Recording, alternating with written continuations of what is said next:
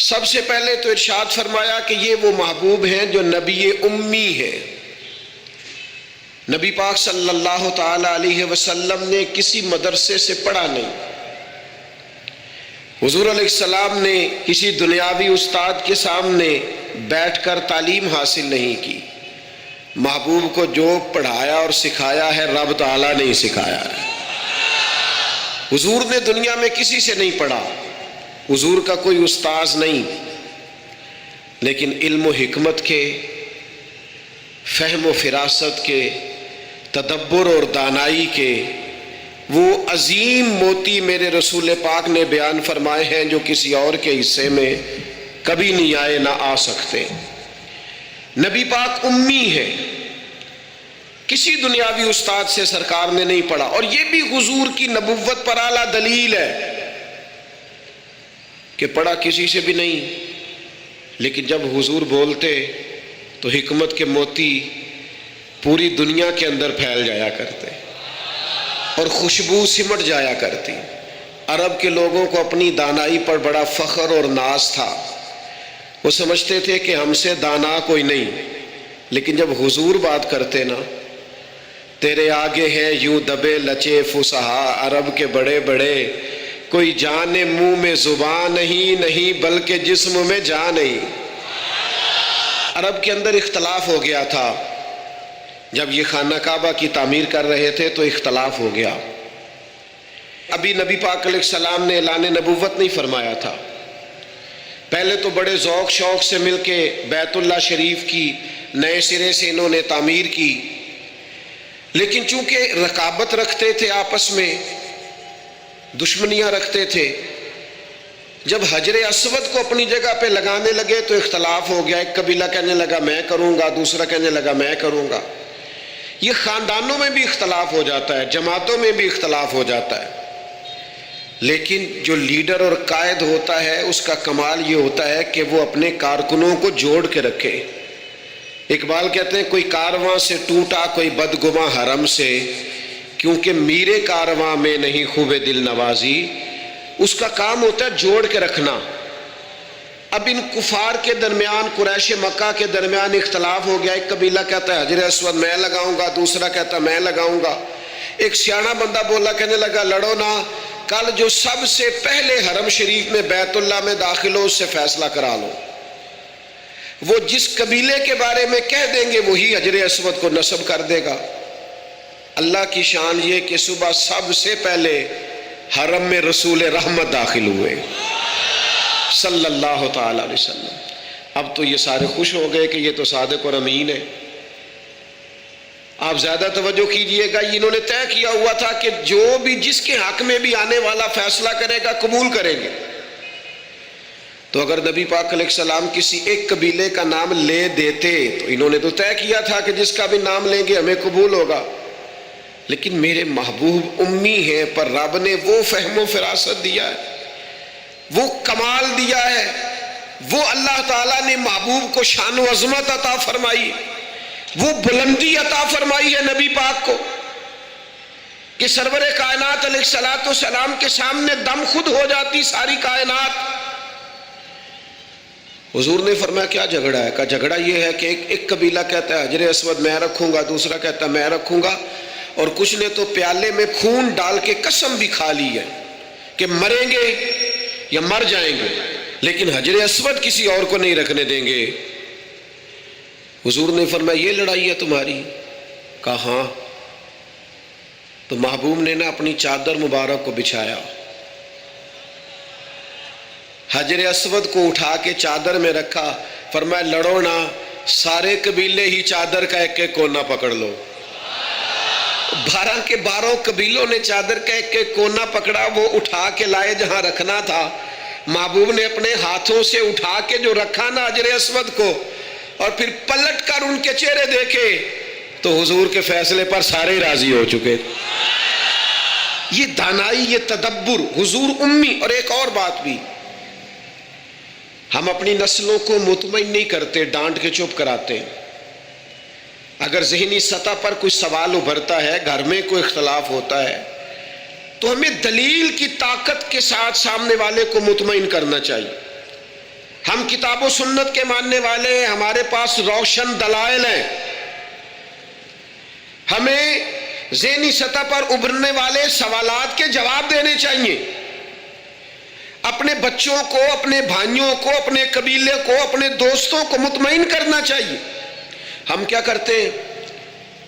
ہم بعضوں کا ڈانٹ دیتے ہیں، بعض اوقات اس طرح کا رویہ کرتے ہیں کہ لاپرواہی کرتے ہیں، ہمیں پتہ ہوتا ہے سوالوں کے جوابات کا، لیکن ہم توجہ نہیں دیتے۔ فتح مکہ ہوا اور کچھ عرصے کے بعد ایک بڑا معرکہ پیش آیا، تو اس بڑے معرکے میں مال غنیمت آیا۔ اب اصول یہ تھا کہ جو لوگ نئے نئے مسلمان ہوتے تھے ان کی تالیف قلب کے لیے انہیں زیادہ مال دیا جاتا تھا، کیونکہ ان کے ساتھ لوگ تعلق توڑ دیتے تھے، تو نئے مسلمانوں کو مؤلفۃ القلوب، یہ قرآن مجید کی اصطلاح ہے، ان کو زیادہ دیا جاتا تھا۔ تو مکے میں جو لوگ تازے مسلمان ہوئے تھے حضور نے ان کو زیادہ مال دیا۔ اب انصار مدینہ میں سے ایک دو نوجوانوں نے یہ کہہ دیا کہ حضور کے وہ اپنے رشتہ دار ہیں نا، معاذ اللہ، بس وہ جذباتی بات کسی کی زبان سے نکل گئی، قریبیوں پر توجہ، اور کہیں بھی محبت میں ان کا خیال تھا، شارحین کہتے ہیں کہ اگر حضور ادھر نوازنے لگے ہیں تو کہیں ایسا نہ ہو واپس مکے چلے جائیں، محبت میں کہا۔ تو اب اس پر اللہ کے محبوب علیہ الصلوۃ والسلام نے کیا کیا؟ فرمایا انصار مدینہ کو، یہ مسلم شریف میں موجود ایک ترکی خیمہ تھا، فرمایا انصار کو خیمے میں جمع کرو۔ خیمے میں جمع کیا تو حضور فرمانے لگے، یہ ذرا انداز دیکھیے میرے کریم، حضور فرمانے لگے مدینے والوں تم کہہ سکتے ہو کہ یا رسول اللہ آپ کے شہر والوں نے تو آپ کو بڑی تکلیف دی تھی، ہم آپ کو یہاں لائے تھے، تم کہہ سکتے ہو۔ ان کی آنکھوں سے فوراً آنسو چھلک پڑے، یا رسول اللہ ہم کون ہوتے، ہم پر تو آپ نے مہربانی کی، آپ تشریف لے آئے۔ وہ دو عالم کی رحمت تھے، جہاں چاہتے وہیں رہتے، یہ ان کی مہربانی ہے کہ یہ عالم پسند آیا۔ حضور نے فرمایا تم کہہ سکتے ہو کہ یا رسول اللہ یہ تو بدر میں تلواریں لے کر شہید کرنے آئے تھے، ہم نے جانوں کے نذرانے پیش کیے، کہو۔ وہ رو پڑے، کہ یا رسول اللہ نہیں، یہ تو ہم پہ اللہ رسول کا احسان ہے کہ ہم میں سے کوئی شہید ہو گئے، کوئی غازی ہو گئے۔ نبی کریم علیہ السلام نے فرمایا تم کہو کہ یہ احد میں آپ پر پتھر برساتے تھے، ہم نے سینے آگے کر کے ڈھال بنائی تھی، کہو۔ ہر ایک آنکھ آنسو برسانے لگی، آنسوؤں کے وضو ہونے لگے۔ جب پوری طرح دل نرم ہو گئے تو محبوب نے ایک جملہ ایسا کہا کہ سوال ہی سرے سے ختم ہو گیا۔ فرمایا مدینے کے میرے بھولے انصار، کیا تم یہ پسند نہیں کرتے کہ مکے والے اپنے گھر جائیں تو بھیڑ بکریاں اونٹ لے کے جائیں، اور تم جب مدینے جاؤ تو اللہ کا رسول اپنے ساتھ لے کے جاؤ؟ کیا تم یہ پسند نہیں کرتے کہ تم مجھے اپنے ساتھ؟ بس پھر تو دل نعرے لگانے لگے، روح وجد کرنے لگی، طبیعتیں کھلنے لگی۔ رسول اللہ صلی اللہ تعالی علیہ وسلم کے لفظوں پر وہ لوٹ پوٹ ہونے لگے۔ حضور امی ہیں پر محبوب بات کرتے ہیں نا تو سینہ ایسے کھل جاتا ہے کہ جیسے نور نالا نور ہو گیا۔ حضور بات کرتے ہیں تو منہ سے پھول جھڑتے ہیں، نبی کریم علیہ السلام گفتگو کرتے ہیں تو یوں لگتا ہے ساری باتیں میرے لیے ہی ہیں، ساری باتیں آپ کے لیے ہی ہیں۔ حضور امی ہیں، اور پھر اللہ تعالیٰ فرماتے ہیں کہ یہ محبوب وہ ہیں جن کی شان یہ ہے کہ الذی یجدونہ مکتوبا عندہم فی التوراۃ والانجیل، فرمایا ان کی شانیں تم لکھی ہوئی پاؤ گے تورات میں بھی اور انجیل میں بھی۔ حضرت عیسیٰ تو خود فرما گئے نا، میں تمہیں اپنے بعد ایک محبوب کی خوشخبری دے کے جا رہا ہوں جن کا نام احمد ہوگا۔ ابن یعقوب کو اللہ نے صورت بخشی، ید بیضا کی کلیم اللہ کو نعمت بخشی، ہر نبی کو کوئی عزت کوئی عظمت بخشی، اور میری سرکار کو بے پردہ زیارت بخشی۔ فرمایا میں تمہیں خوشخبری دے کے جا رہا ہوں، اپنے بعد بشارت دے کے جا رہا ہوں۔ ان کا نام احمد ہوگا۔ نبی پاک صلی اللہ تعالی علیہ وسلم کی شان تورات میں بھی لکھی، انجیل میں بھی۔ آپ دیکھیے صحیح بخاری میں یہ حدیث موجود ہے۔ حضرت عطا رضی اللہ تعالیٰ عنہ بیان کرتے ہیں کہ میری حضرت عمر ابن عاص رضی اللہ تعالیٰ عنہ سے ملاقات ہوئی۔ میں نے کہا مجھے نبی پاک کی وہ شانیں تو بتائیں جو تورات میں لکھی ہیں۔ حضرت عمر ابن عاص تورات کے جاننے والے تھے، فرمانے لگے اللہ کی قسم تورات میں حضور کی بعض وہ شانیں بھی لکھی ہیں جنہیں قرآن بیان کرتا ہے۔ جس طرح قرآن نے کہا یا ایھا النبی انا ارسلناک شاہدا ومبشرا ونذیرا، اے محبوب ہم نے آپ کو خوشخبری دینے والا، ڈر سنانے والا بنا کر بھیجا ہے اور گواہ بنا کے بھیجا ہے۔ فرمایا جس طرح یہ قرآن میں لکھا ہے اسی طرح حضور کی یہ شانیں تورات میں بھی لکھی ہوئی۔ پھر حضرت عمر ابن عاص رضی اللہ تعالیٰ عنہ ارشاد فرمانے لگے حضور علیہ السلام کا نام تورات میں رسول بھی لکھا ہے اور متوکل بھی لکھا ہے۔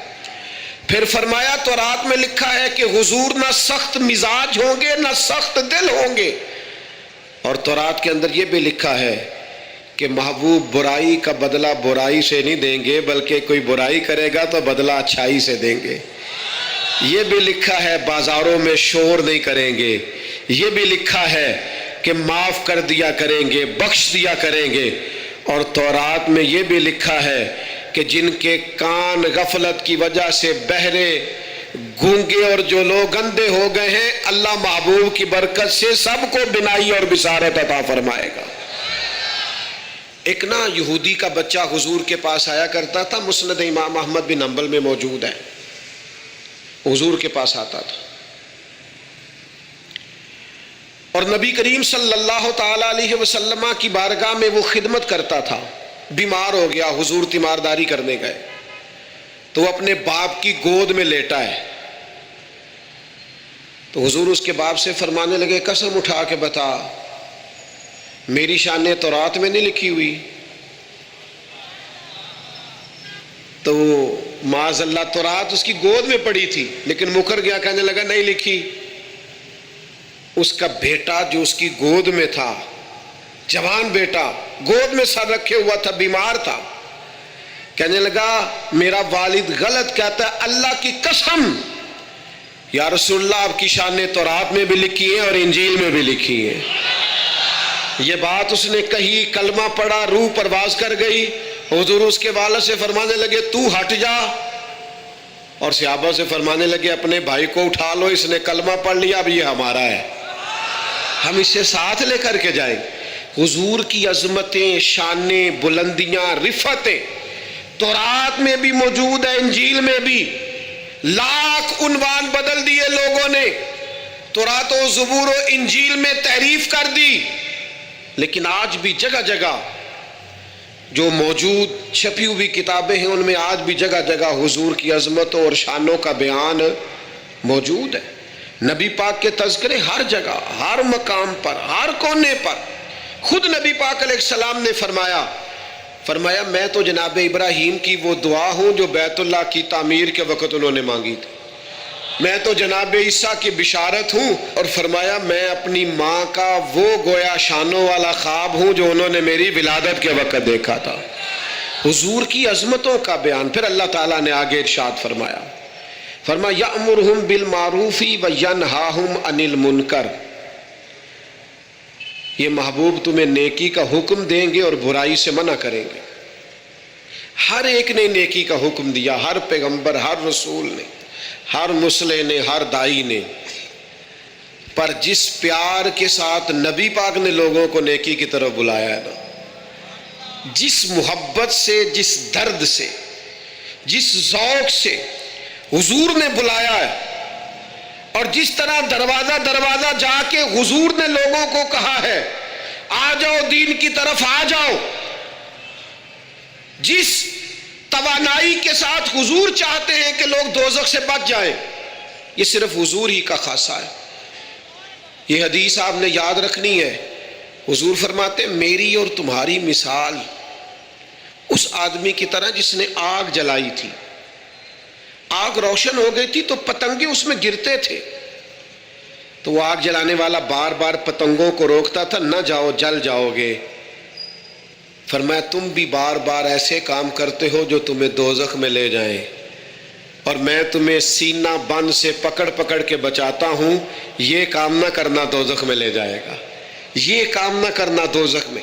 نبی پاک نے ایک ایک مرحلے میں امت کی رہنمائی کی، ایک ایک کونے میں تربیت فرمائی، اور بڑی جانفشانی کے ساتھ، بڑی ہمت کے ساتھ، جد و جہد کے ساتھ لوگوں کو دین کا پیغام دیا، اور پھر بڑی دانائی سے۔ آج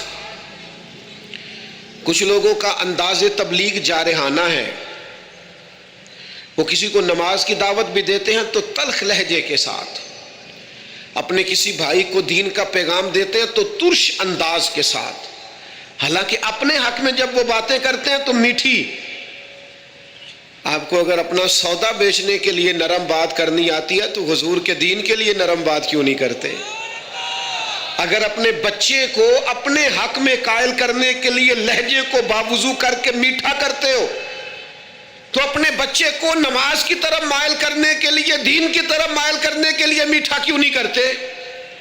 آپ کا انداز حسین ہو، خوبصورت ہو۔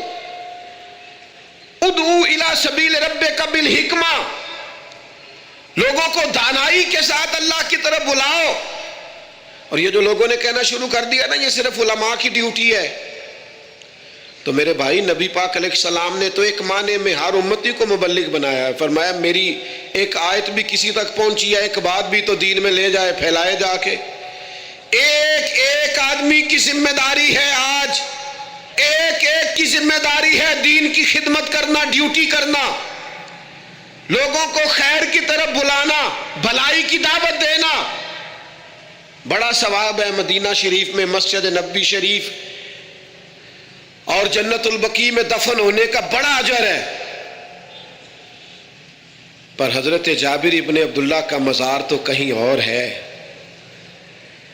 حضرت سعد بن ابی وقاص کا مزار تو کہیں اور ہے، حضرت ابو ایوب انصاری کا مزار تو کہیں اور ہے، حضرت انس بن مالک کی قبر تو کہیں اور ہے، مسجد نبوی میں اذان پڑھنے والے مؤذن جناب بلال حبشی کا مزار تو شام میں ہے۔ میرے دوستو وہ تو نکل گئے دنیا میں حضور کا پیغام لے کر، انہیں پتا تھا جنت البقیع میں دفن ہونے کا بڑا اجر ہے، انہیں یہ بھی پتا تھا کہ حضور کا اصل تو رضا اس میں ہے کہ دین کا پیغام دیا جائے، نکلا جائے۔ جب یہ درد لگ جاتا ہے نا زندگی میں تو پھر انسان گلی گلی گھومتا ہے دین کا پیغام لے کر، نگر نگر جاتا ہے، عدم سے لائی ہے ہستی میں آرزو رسول، کہاں کہاں لیے پھرتی ہے جستجو رسول۔ پھر انسان بیماریاں نہیں دیکھتا، تھکاوٹیں نہیں دیکھتا، گھر نہیں دیکھتا، پھر وہ اپنے اعلیٰ مقاصد کے لیے میدانوں میں رہتا ہے، جد و جہد کرتا ہے، کوشش کرتا ہے، ہمت کرتا ہے۔ آج امت مسلمہ کروڑوں میں ہے، کاروبار کو ٹائم دیتے، بچوں کو، دوستوں کو، صحت کو ٹائم دیتے، دین کو کیوں نہیں دیتے؟ پیغام دین اور بڑے خوبصورت انداز میں دیکھیے نا، ایک شخص نے بھی آ کے نبی پاک سے دین کی بات پوچھی ہے تو حضور نے ایک بندے کو بھی بتائی ہے، اور 100 نے آ کے پوچھی ہے تو حضور نے 100 کو بھی بتائی ہے۔ پیغام دین دانائی سے، تدبر سے۔ اور پھر آگے ارشاد فرمایا اللہ تعالیٰ نے، فرمایا جو پاک چیزیں ہیں وہ محبوب تم پر حلال کرتے ہیں، اور جو گندی چیزیں ہیں وہ محبوب تم پر حرام کرتے۔ یہ بھی یاد رکھنا، نبی پاک علیہ الصلوۃ والسلام نے فرمایا قیامت کے قریب ایک بندہ ٹیک لگا کے تکیے سے بیٹھ جائے گا اور کہے گا حلال وہی ہے جسے قرآن نے حلال کہا، اور حرام وہی ہے جسے قرآن نے حرام کہا۔ خود حضور فرماتے، فرمایا جسے اللہ کے رسول حلال کر دیں وہ بھی حلال ہے، اور جسے حضور حرام کہیں وہ بھی حرام ہے۔ نبی کریم علیہ الصلوۃ والسلام کو اللہ نے شارع بنایا ہے، شارع۔ حضور اختیار رکھتے ہیں، جو چاہیں۔ ایک شخص نے آ کے کہا یا رسول اللہ 2 ہی نمازیں پڑھوں گا، اگر اجازت ہو تو کلمہ پڑھوں۔ دنیا کا کوئی مفتی، کوئی محدث، کوئی مجتہد کسی کو ایک سجدے کی بھی رخصت نہیں دے سکتا کہ چل تو ایک سجدہ کم کر لینا فرض نماز میں۔ ایک سجدے کی بھی چھٹی نہیں. اس نے کہا یا رسول اللہ میں 2 ہی پڑھوں گا, پڑھوں کلمہ. حضور نے فرمایا آ جا, تجھے 3 نمازوں کی چھٹی میں دیتا ہوں, تو آ جا. وسعتیں دی ہیں خدا نے دامن محبوب کو. فاضل بریلوی کہتے ہیں ایسے ہی نہیں, وسعتیں دی ہیں خدا نے دامن محبوب کو. قیامت میں ہمارے جرم کھلتے جائیں گے پر وہ چھپاتے جائیں گے. اللہ نے وسعت والا دامن بنایا ہے. تو فرمایا جو پاک چیزیں ہیں محبوب تم پر حلال. اور سنو میرے یارو, جسے حضور نے حلال کیا ہے وہی پاک ہے, اور جسے محبوب نے حرام کیا ہے وہ خبیث ہے, گندی ہے. قرآن کہتا ہے گندی ہے. سنو, حضور حلال کریں گے پاکیزہ چیزیں, حرام کریں گے گندی چیزیں.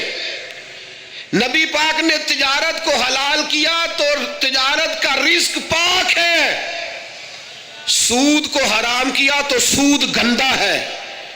دودھ پاک ہے, طیب ہے. شہد پاک ہے, طیب ہے. شراب گندی ہے, ناپاک ہے. یاد رکھنا, جسے مصطفیٰ نے ناپاک کر دیا وہ کبھی پاک ہو سکتی. جسے رسول اللہ صلی اللہ علیہ وسلم پاک کہے وہ کبھی ناپاک ہو سکتا. یاد رکھو, وہی چیزیں پاک ہیں جنہیں میرے کریم نے پاک کیا, اور وہی لوگ پاک ہیں جو حضور کے دروازے کے قریب رہے. ابو بکر صدیق بھی پاک, عمر بھی پاک, عثمان بھی پاک, علی بھی پاک, حسن بھی پاک, حسین بھی پاک, ازواج مطہرات بھی پاک, چاروں شہزادیاں بھی, ہر صحابی بھی پاک, اور حضور کے خاندان کا ایک ایک بچہ بھی پاک. میرے عزیز, حضور علیہ السلام جو چیزیں نبی پاک, آپ کوئی بھی حلال چیز کھائیں گے وہی آپ کے لیے فائدہ مند ہے. حرام چیز کبھی استعمال کرو گے وہ گندگی پیدا کرے. پھر آگے ارشاد فرمایا قرآن مجید نے, فرمایا وَيَادَوْ عَنْهُمْ إِسْرَهُمْ وَالْأَغْلَالَ الَّتِي كَانَتْ عَلَيْهِمْ. فرمایا جو ان کے اوپر بوجھ ہیں اور ان کے گلوں میں جو توق پڑے ہیں, محبوب وہ سارے توق اتار دیں گے. گلے میں پھندے پڑے ہوئے تھے بنی اسرائیل کے, رات کو جو گناہ کرتے تھے سویرے دروازے پہ لکھا ہوا ہوتا تھا, اور یہاں تک کہ انہیں بعض گناہوں کی معافی کے لیے, قتل کی معافی کے لیے قتل ہونا پڑتا تھا. دیت کی کوئی گنجائش نہیں, معافی کی کوئی گنجائش, قصاص ہی قصاص ہے صرف. لیکن محبوب نے سے سارے پھندے اتار دیے. فرمایا تم سے کوئی گناہ ہو گیا ہے, کبیرہ گناہ ہو گیا ہے, کمرے میں جا کے چھپ کے بھی توبہ کر لو گے تو رب معاف کر دے گا. تم سے حقوق العباد ضائع ہو گیا, توبہ کر لو, متعلقہ بندے سے معافی مانگ لو, اللہ بھی معاف کر دے گا. تم سے قتل ہو گیا, جاؤ اہل خانہ سے معافی مانگ لو, دیت دے لو, رضامند کر لو, اللہ بھی معاف کر دے گا. تخفیف کر دی, آسانی کر دی. حضور کی تشریف آوری نے آسانی کر دی. ایک شخص سے گناہ ہو گیا, حد لگ گئی ان پر, اور وہ انتقال کر گئے, سیاستہ میں موجود ہے. بعض لوگوں نے کہا اس نے کتنا بڑا جرم کیا ہے. نبی پاک علیہ السلام نے فرمایا چپ کرو, تم نے جرم دیکھا, توبہ نہیں دیکھی.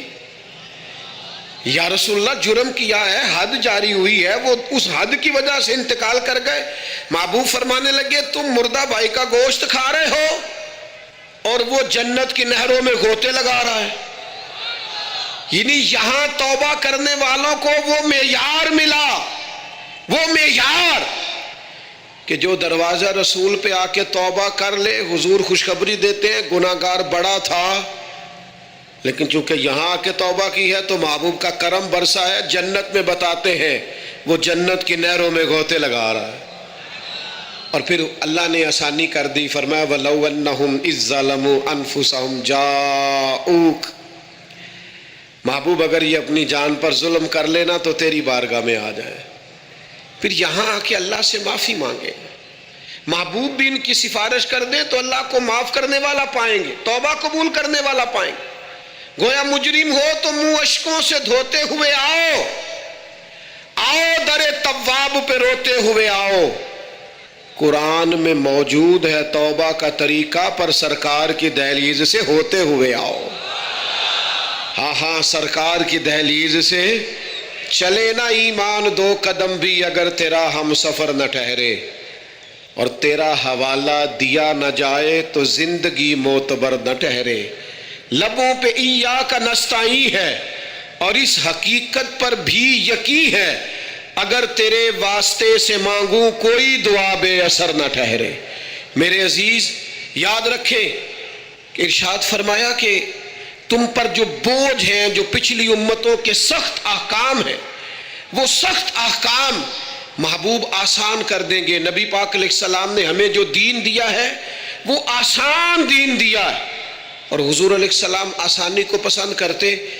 کسی بھی قبیلے کو، کسی جگہ قافلے کو حضور روانہ کرتے تو فرماتے خوشخبریاں دینا، وہاں جا کے خوشخبریاں دینا، اور فرماتے لوگوں کو امید دلانا، لوگوں کو مایوس نہ کرنا۔ ہمارے ملک میں آج کتنے لوگ ہیں جو مایوس کرتے ہیں، بری خبریں دیتے ہیں، لوگوں کے ذہنوں کے اندر ہر وقت مایوسی پھیلاتے ہیں۔ حضور نے آسان اور خوبصورت دین ہمیں دیا ہے، ایسا دین جو ایک ایک بات قابل عمل ہے، جس پر عمل کیا جا سکتا ہے۔ عزیز دوستو، آسان دین۔ ایک شخص نے صرف نماز لمبی پڑھائی تھی، بہت لمبی نماز پڑھا دی، تو حضور کی بارگاہ میں جا کے لوگوں نے کہا یا رسول اللہ یہ بہت لمبی نماز پڑھاتے ہیں، صحیح حدیث میں موجود ہے۔ تو اللہ کے محبوب ناراض ہوئے، فرمایا میں لوگوں کو دین کے قریب کرتا ہوں اور آپ یہ کیا کرتے ہیں؟ آسان کر کے آپ، دین کی تعلیمات تو ساری آسان ہے، آپ آسان تعلیمات کو کیوں؟ بعض لوگ مشقت پیدا کرتے ہیں اور مشکل میں ڈالتے ہیں۔ نبی پاک علیہ السلام نے فرمایا عبادت کے معاملے میں بھی، نفل عبادت کے معاملے میں بھی اپنے آپ کو آسانی دو۔ فرمایا جتنی دیر طبیعت اجازت دے نفل پڑھو، پھر آرام کرو، تمہارے وجود کا تم پر حق ہے، تمہاری آنکھ کا بھی تم پر حق ہے، تمہارے اہل خانہ کا بھی تم پر حق ہے۔ تو بھائی حضور علیہ السلام نے وہ مشکل احکام جو پچھلی امتوں کے تھے وہ اس امت کے لیے آسان کر دیے۔ اب کسی کے دروازے پر نہیں لکھا جاتا وہ کتنا گناہگار ہے، بڑے بڑے جرم ہوتے ہیں، بڑی بڑی خطائیں ہوتی ہیں، پر اللہ فضل کرتا ہے، بندے معافی مانگتے ہیں، اللہ اپنے بندوں کی پردہ پوشی فرماتا ہے۔ اللہ کر، اور میں نے پہلے بھی کہا تھا پھر کہتا ہوں، قیامت والے دن بھی پردہ رہ جانا ہے انشاءاللہ تعالی، پردہ رہ جانا ہے، حضور کے صدقے کرم ہوگا۔ نبی پاک علیہ السلام فرماتے ہیں اللہ بندے پر رحمت کی چادر ڈال کے فرمائے گا یہ گناہ کیا تھا، یہ غلطی کی تھی، یہ خطا ہوئی تھی، تو بندہ عرض کرے گا مولا ہوئی تھی، اور ڈرے گا کہ تو میرے گناہ کھلنے لگے، تو رب کریم فرمائے گا دنیا میں بھی تیرا پردہ رکھا تھا، اب بھی تیرا پردہ ہی رکھوں گا۔ تو حضور فرماتے ہیں فوراً جب اسے اس کی چھوٹی چھوٹی گناہوں پر اجر دیا جائے گا، نیکیوں میں بدلا جائے گا، تو کہے گا یا اللہ میں نے تو بڑے بڑے بھی کیے، اس پر بھی گویا اجر کا سوال ہی ہوگا، تو قیامت میں بھی پردہ رہ جائے گا۔ اللہ تعالیٰ نے آگے ارشاد فرمایا فَالَّذِينَ آمَنُوا بِهِ، وہ لوگ جو میرے محبوب پر ایمان لائیں۔ حضور کی ہر بات سچی ہے، ہر فرمان سچا ہے، صدق کے دل سے ظاہراً باطناً نبی پاک کی لائی ہوئی ہر بات پر ایمان رکھنا یہ امتی کا کمال بھی ہے اور امتی کے لیے ضروری بھی۔ اپنے دل کی گہرائیوں سے ہر اس بات پر یقین کر لیں جو حضور نے فرمائی، یقین کامل کے ساتھ ایمان رکھیں۔ حضرت مولا علی شیر خدا رضی اللہ تعالیٰ عنہ ایک دفعہ بیمار ہو گئے تھے، مسند احمد بن حنبل میں موجود ہے، تو بعض صحابہ تیمارداری کرنے گئے تو جناب شیر خدا کی اس نکاحت کو دیکھ کر پریشان ہو گئے، تو حضرت علی فرمانے لگے فکر نہ کرو مجھے کچھ بھی نہیں ہوگا، اس بیماری سے میں ٹھیک ہو جاؤں گا۔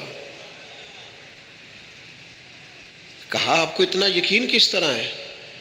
تو حضرت علی فرمانے لگے مجھے نبی پاک علیہ السلام نے فرمایا تھا علی آپ اس وقت دنیا سے جائیں گے جب آپ کی داڑھی خون سے رنگین ہوگی، معنی کیا ہے؟ مجھ پر حملہ ہوگا، مجھے شہید کیا جائے گا۔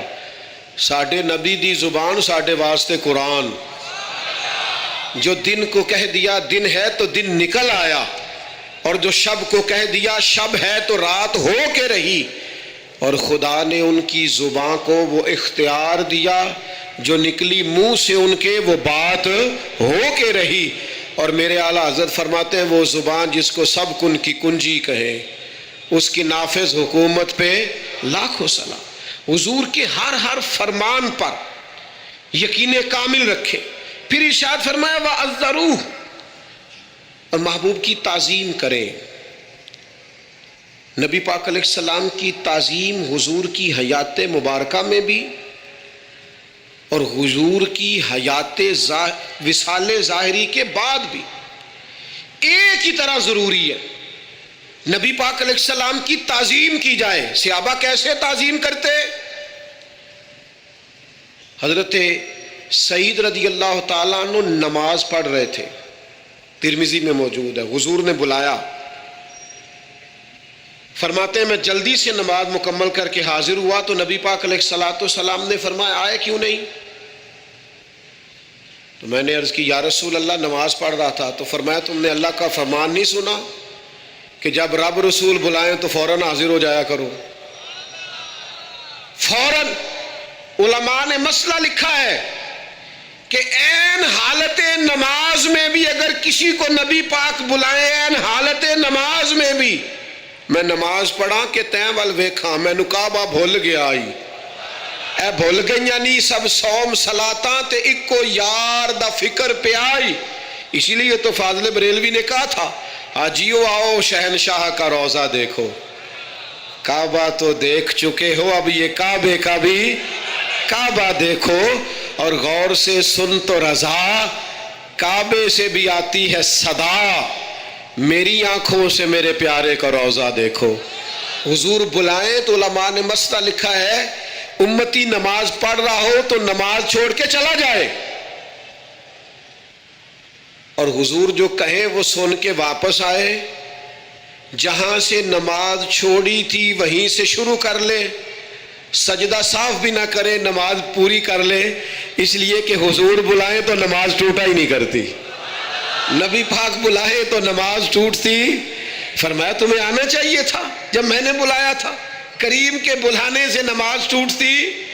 تو اب سنو نا مجھے کہہ لینے دو نا کہ نماز پڑھا کہ میں تین ول ویکھا آ میں کعبہ بھول گیا آئی بھول گئیاں نہیں سب سوم صلاتاں اکو یار دا فکر پہ آئی. نبی کریم صلی اللہ علیہ وسلم کی تعظیم اور پھر جس طرح حضور کی ظاہری حیات میں تعظیم ہے اسی طرح حضور کے ذکر کی تعظیم، نبی پاک کے نام کی تعظیم، حضور کے شہر کی تعظیم، رسول اللہ صلی اللہ علیہ وسلم کی مسجد کی تعظیم، حضور کے صحابہ کی تعظیم، اہل بیت کی تعظیم، حضور کے دین کے اولیاء علماء کی تعظیم، نبی پاک سے نسبت رکھنے والی ہر چیز کی تعظیم، ہر چیز کی تعظیم. دو لوگ مسجد نبوی میں آئے حضور کے وصال کے بعد اور اونچی آواز میں بات کرنی شروع کی تو جناب عمر نے بلایا، بخاری میں موجود ہے، بلا کے فرمایا کہاں کے رہنے والے ہو؟ کہا ہم طائف کے رہنے والے ہیں. فرمایا تم مدینے کے ہوتے میں تمہیں سزا دیتا، پتہ نہیں یہ مسجد نبوی ہے؟ اے پائے نظر ہوش میں آ یہ کوہ نبی ہے، آنکھوں سے بھی چلنا یہاں بے ادبی ہے. امام مالک رحمت اللہ تعالیٰ علیہ سے کوئی بندہ فقہ کا مسئلہ پوچھتا تو بتا دیتے. اگر کہتا نا حدیث رسول سننی ہے تو امام صاحب پہلے وضو کرتے، غسل کرتے، لباس بدلتے، خوشبو لگاتے، امامہ باندھتے، ممبر پر بیٹھتے. تو لوگ کہتے حضور یہ کیا کرنے لگے ہیں؟ فرمایا میں ذکر رسول کرنے لگا ہوں، میں اپنے محبوب کا ذکر کرنے لگا ہوں. نبی پاک کے ذکر کی برکت ہے، حضور کی تعظیم، نبی پاک کے ذکر کی تعظیم کرنی ہے. ایک دفعہ آپ بیان فرما رہے تھے تو بچھو نے ڈسا، 16-17 دفعہ ڈانگ مارا، رنگ بدلا امام صاحب کا، پر درس حدیث دیتے رہے. بعد میں کسی نے پوچھا حضور کیا ہوا تھا؟ فرمایا بچھو نے ڈانگ لیا تھا. تک حضور پھر آپ نے چھوڑا کیوں نہیں؟ فرمایا ذکر رسول چھوڑ دیتا، حضور کا ذکر چھوڑ دیتا. ہمارے ایک استاد تھے وہ کہا کرتے تھے کہ امام مالک نے اس طرح جواب دیا، فرمایا بچھو کا ڈانگ دیکھتا کہ حدیث رسول کا رنگ دیکھتا. میں تو حضور کی حدیث کا رنگ دیکھ رہا تھا، کیسے یہ کام ہو جاتا۔ میرے عزیز یاد رکھیں گے آپ، تعظیم رسول اللہ صلی اللہ علیہ وسلم کی تعظیم، ایاز کے بیٹے کا نام محمد تھا، محمد بن ایاز، تو محمود غزنوی جب بھی آواز دیتے کہتے محمد بن ایاز میری بات سننا۔ ایک دن محمود غزنوی نے کہا او ایاز کے بیٹے بات تو سننا، تو ایاز حاضر ہو کے عرض کرنے لگے غلام زادے سے کوئی غلطی ہو گئی ہے، آج محمد بن ایاز نہیں کہا۔ تو سفید داڑھی اور بوڑھے محمود غزنوی آنکھیں چھلک پڑی، ہاتھ کانپنے لگے، کہنے لگے تیرے بیٹے کا نام میرے نبی کے نام پر ہے، آج میرا وضو نہیں تھا اس لیے میں نے کبھی بغیر وضو اپنے محبوب کا نام لیا ہی نہیں ہے، کیونکہ تو نے ان کے نام کی برکت سے رکھا ہے نا، تو جب یہ نام لیتا ہوں حضور کا اسم گرامی مجھے یاد آ جاتا ہے، حضور کی تعظیم، میرے دوست نبی پاک کی توقیر۔ پھر فرمایا وَنَصَرُوهُ، اور دین کی مدد کریں، ایمان لائیں، نبی پاک کی تعظیم کریں اور دین حق کی سربلندی کے لیے کوشش کریں، جد و جہد کریں کہ دین کا غلبہ ہو جائے، دنیا کے اندر دین چھا جائے اور پوری دنیا کے اندر اسلام کا بول بالا ہو جائے۔ یہ مسلمان کی ذمہ داریاں اس آیت نے بیان کی۔ پھر فرمایا وَاتَّبَعُوا النُّورَ الَّذِي أُنزِلَ مَعَهُ، اور اس نور کی پیروی کریں جو نبی پاک کے ساتھ نازل ہوا۔ وہ نور کیا ہے؟ وہ قرآن مجید ہے۔ حضور قرآن لے کے آئے، نبی پاک نے قرآن مجید سکھایا، یعلمہم الکتاب والحکمہ، کتاب سکھائی اور حکمت سکھائی۔ نبی پاک نے ہر جگہ امت کو قرآن کی بات بتائی، قرآن کا درس دیا۔ امت کو چاہیے قرآن کے ساتھ جڑ جائے، قرآن مجید کے ساتھ وابستہ ہو جائے۔ آپ کی خدمت میں عرض کروں گا ہر روز ایک رکوع ترجمہ اور تفسیر کے ساتھ قرآن مجید کو پڑھیں، قرآن مجید کے ساتھ اپنی دلچسپیاں پیدا کریں۔ ہمارے ایک بزرگ تھے، قرآن کی زیارت کر کے روتے تھے، مریدوں نے پوچھا قرآن دیکھ کے کیوں رو پڑتے ہیں؟ فرماتے اسے دیکھ کے سوچتا ہوں اسے میرے نبی نے بھی تو کئی دفعہ دیکھا ہے نا، حضور کی زبان پاک سے کئی دفعہ جملے ادا ہوئے، یہ قرآن کے صفحے مجھے محبوب کے جلووں کی یاد دلاتے ہیں، یہ حضور کے جلووں کی یاد دلاتے، یہ تازہ کرتے ہیں میرے دل میں حضور کے جلووں۔ قرآن مجید سے اپنی اولادوں کو وابستہ کریں، قرآن مجید سے جڑیں۔ فرمایا اگر تم ایمان لاؤ گے، تعظیم کرو گے، دین کی مدد کرو گے، قرآن کی پیروی کرو گے تو اولئک ھم المفلحون، یہ کام کرو گے تو کامیابیاں ملیں گی۔ دوستو اتنا بڑا ہزاروں کا مجمع ہے، اس مجمع میں بزرگ ہیں، بیٹے ہیں، بہنیں ہیں پردے میں، ایک وسیع آپ لوگ جماعت کے ساتھ یہاں موجود ہیں۔ میرا درد دل ضائع نہ کرنا، خدا را ہم نے نا صرف دین کو منانا نہیں ہے بھائی، دین کو اپنانا بھی ہے۔ ہمارا سارا کچھ ہمارے نبی پاک صلی اللہ تعالی علیہ وسلم کی ذات والا صفات سے وابستہ ہے۔ ہم نے صرف منانا نہیں، اپنانا بھی ہے۔ اس اپنانے کے لیے اپنے آپ کو تیار کریں، بیٹے کی شادی ہو تب بھی، کاروبار کریں تب بھی، رشتہ داری کریں تب بھی، آپ دنیا کے کسی کونے میں چلے جائیں تب بھی، ڈگری کوئی بھی لے لیں تب بھی، ایک بات اپنے ذہن میں بٹھا لیں کہ میرا تو سب کچھ میرا نبی ہے۔ کسی شعبے سے وابستہ ہو جائیں، کوئی کام کریں، لیکن ہمارا سارا کچھ نبی پاک علیہ السلام کی ذات ہے۔ سیاہیاں مجھ میں، داغ مجھ میں، چلے اسی کے چراغ مجھ میں، اثاثہ قلب و جاں وہی ہے، میرا تو سب کچھ میرا نبی ہے، میرے گناہوں پہ اس کا پردہ، وہ میرا امروز میرا فردہ، ضمیر پر حاشیے اسی کے، شعور بھی اس کا وضع کردہ، وہ میرا ایمان میرا تیقن، وہ میرا پیمانہ تمدن، وہ میرا معیار زندگی ہے۔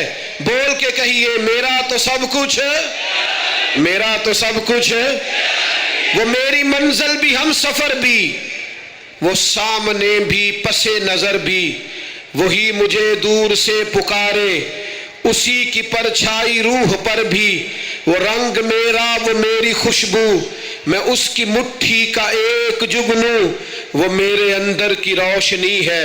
میرا تو سب کچھ میرا نبی ہے، ازل کے چہرے پہ نور اس کا، ظہور عالم ظہور اس کا، خود اس کی آواز گفتہ حق، خود اس کی تنہائی طور اس کا، بہت سے عالی مقام آئے پر خدا کے بعد اس کا نام آئے، وہ اولی ہے وہ آخری ہے۔ میرا تو سب کچھ میرا نبی ہے، نہ مجھ سے بارے عمل اٹھے گا، نہ عزو ہی کوئی ساتھ دے گا، اگر کہے گا تو روز محشر خدا سے میرا نبی کہے گا، سیاہیاں داغ صاف کر دے، اسے میرے مولا معاف کر دے، یہ میرا عاشق ہے وارثی ہے، میرا تو سب کچھ میرا نبی ہے، وما علینا الا البلاغ۔